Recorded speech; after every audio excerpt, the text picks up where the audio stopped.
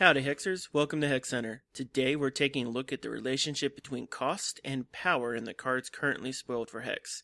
This has been a pretty tough subject to delve into. I had an expectation of what I'd see in some of this data, and it's being greatly challenged. What I expected to see was a fairly predictable curve that as the cost of a card goes up, its overall game power would increase. And I'll share the data so that someone smarter than me might be able to make more sense of it, but there are some places I think I've got some shenanigans going on.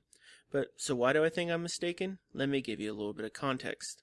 My general assumption is that a card should have 1 power per resource cost. So a 1-for-1-1 is not a bad card, bland, but it's what you pay for.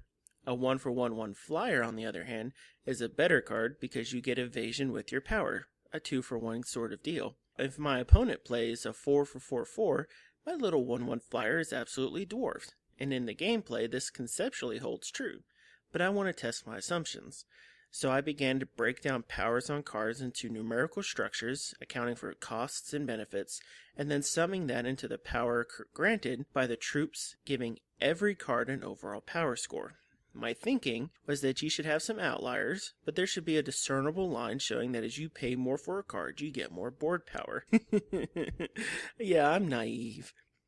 But what I found was that cards operate in tiers of power. So costs 1 through 3 have a certain power, 4 to 6 have a slightly higher range, and 7 plus have another range. A 1 cost card often shared the power of a 3 cost. That tells me that what we're looking at is a pretty fast game. Constructed might be nuts having games end really quickly. Maybe this is why Ruby Aggro just looks so powerful. Now, that the game fell into tiers is the big reason why I question some of my data derivatives. But part of me plays the counter-argument that maybe the tendency to release the rare and legendary spoilers just threw off the curve. Maybe I was looking just all the outliers, and when the full set's out, I might have better data. I always have to ask when looking at this, is the data flawed? And honestly, without all the cards, I could spin wheels indefinitely. But what can I tell from the data? Well, there are plenty of low-costed cards that yield strong board presence. Mid-game cards appear to sit around that 4 cost range, which makes sense in this style of game, but they appear to be dwarfed by being able to drop 2 strong 2-drops. That leads me to believe that advanced games are going to become that challenge to manage your board state and card advantage as early as turns 4 and 5. Combo decks look like they'll have an even rougher time in these early sets if this trend continues.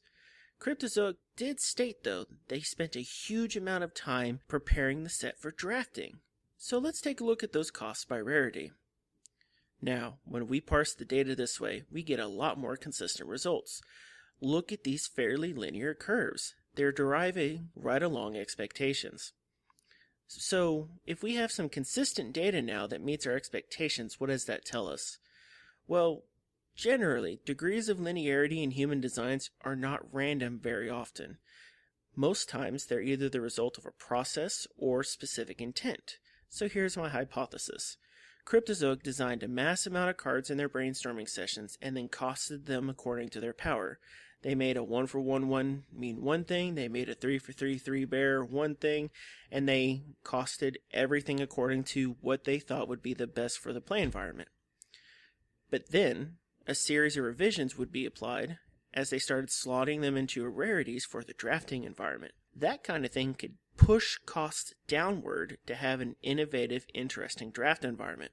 And then when you move those cards out into the open, constructed playing field again, we have a much less steep curve, meaning that the average amount of power increase per turn looks about the same. So what that translates to is that card advantage is going to yield huge power in this game. Now I can go on and on about the data, things that we can glean from it. And as cards are released and all of our databases get better, I'm going to continue to perform some analysis. If you'd like a copy of the data, look at the links in the description. We'll have a copy up there on Google Documents.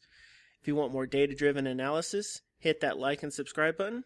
And I'm Mokog, and this is Hex Center.